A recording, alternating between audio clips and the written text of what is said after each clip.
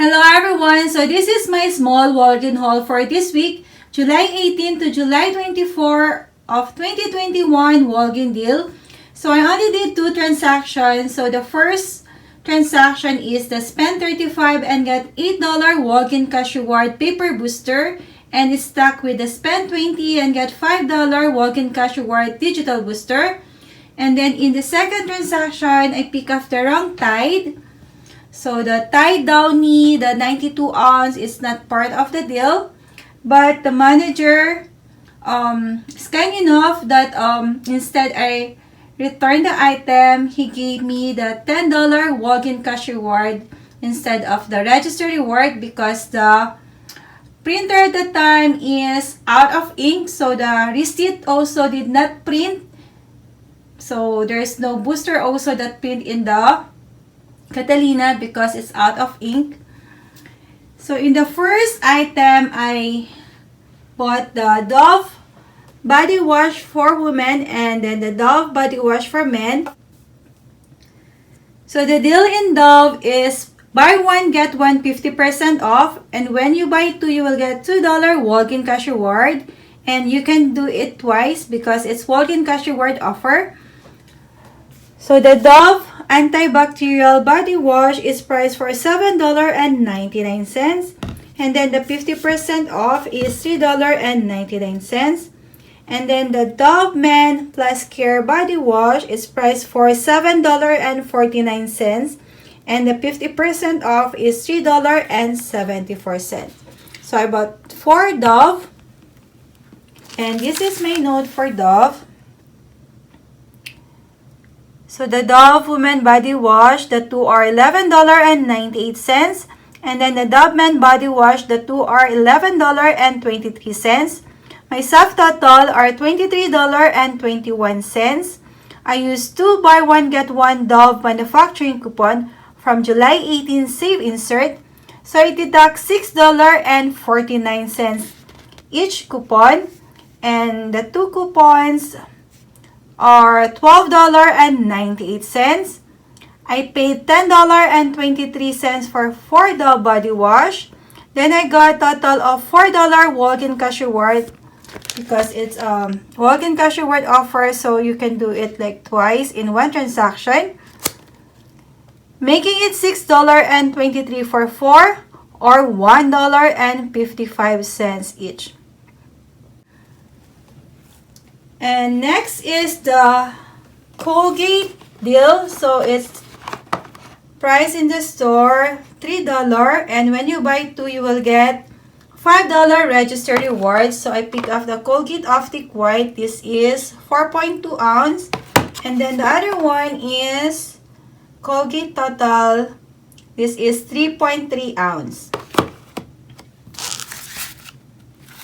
So it's $3 each. And this is my note.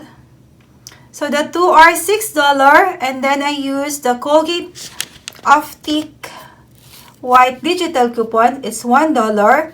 And then I use 1.50 Colgate Manufacturing Coupon from July 18 Smart Sort Insert. So I paid $4.50 and then I got $5 register reward, making it free plus 50 cents money maker.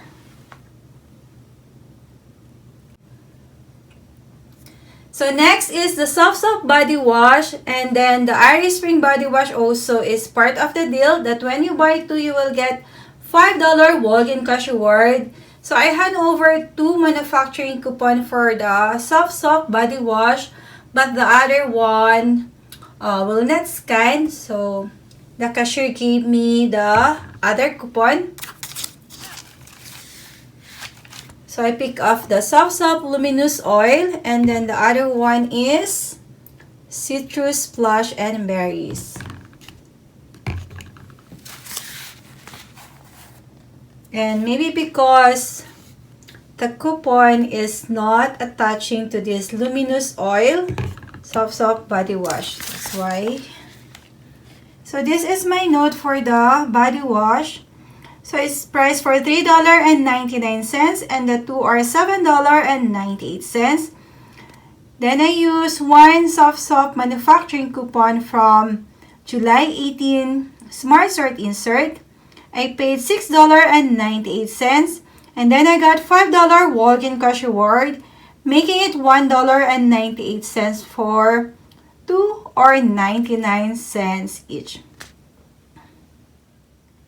So this is my receipt in my first transaction. So the Dove is buy one get one 50% off. So the Dove antibacterial is $7.99, and the 50% off is $3.99.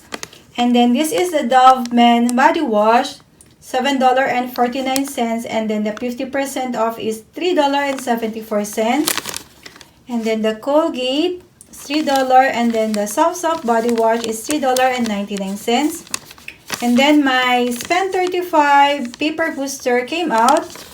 So the Dove coupon deducts $6.49 each. So I used 2. And then the Colgate digital coupon, and then the 50 cents for the other Colgate, and then my $1 for the Softsoap, and then I used $5 register reward that I got last week. So my total is $16.71. Then including the tax, it's $17.74. Very high. But I got total of $22.37. I got $4 Walgreens cash reward in the Dove. And then I got $5 Walgreens cash reward for the Softsoap. And then I got $8 Walgreens cash reward in the paper booster. I got $5 Walgreens cash reward in the digital booster. And then I got $5 register reward for buying 2 Colgate toothpaste. And I used those registered reward in my next transaction. So in my first transaction, my total before coupons are $37.99. And then I use coupons and registered reward, total are $20.48. So I paid $16.71. So if deduct that to the Walgreens cash reward and registered reward that I earned, total are $27. And then my out of pocket, including the registered reward that I use, are $22.74. My first transaction is free plus $4.26 money maker. So in my second transaction, I did a buy 3 and get $10 register reward in the Tide Pods and Tide Liquid deal. So the Tide Pods Ultra 4-in-1 Oxy, this is 32 counts. It's $11.99. So it's part of the deal. And then the Tide Pods 3-in-1 Spring Meadow, this is 42 counts. It's $11.99. So it's part of the deal also. And then I grabbed the wrong Tide because when I scanned the Tide Regular and the Tide Febreze, they are priced for $11.99. So I thought that the Tide Downy is part of the deal, but it's not because it's priced for $12.99. So it's my fault. And then the register, the Catalina is not working. It's out of ink in the second register. And then my receipt did not print also. So when the paper came out, it's completely blank. And the manager, what he did is he went to the back and he printed me this copy of my transaction. And then I said to him that I did not get also the $10 register reward because I grabbed the wrong Tide because I thought it's part of the deal. And he said no need to return the item, and he just gave me the $10 Walgreens cash reward.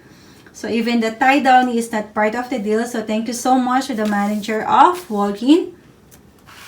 So this is my note in my buy 3. So the Tide Pods 32 counts is $11.99. The Tide Pods 42 counts is $11.99.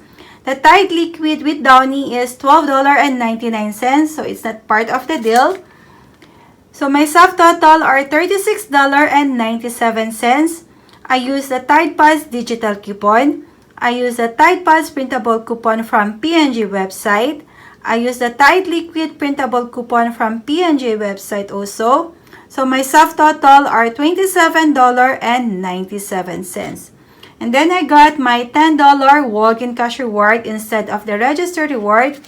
So thanks again to the manager of Walgreens.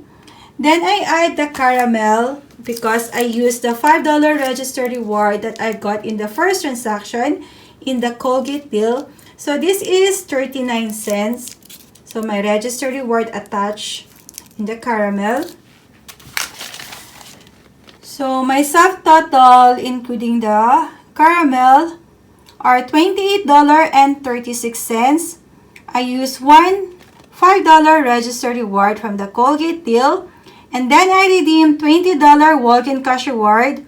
Those are the Walgreens cash reward that I earned from buying the Dove and the Softsoap body wash, and also from the booster, the paper and the digital booster. So I paid $3.36 in my last transaction. Then I got $10 Walgreens cash reward. So in my last transaction, I used total of $20 Walgreens cash reward, $5 registered reward, and then $3.36 out of pocket. Total are $28.36. And if I deduct that to the $10 Walgreens cash reward that I earned, so my total is $18.36. And since we earned $4.26 moneymaker in the first transaction, my final out-of-pocket in the first and second transactions are $14.10. So for the 12 items, it's $1.17 each. So happy that even though it's higher out-of-pocket in the first transaction, in the last transaction, it's worth it because I got this two big Tide Pods and also the Tide detergent. So thank you so much guys for watching and have a blessed day everyone.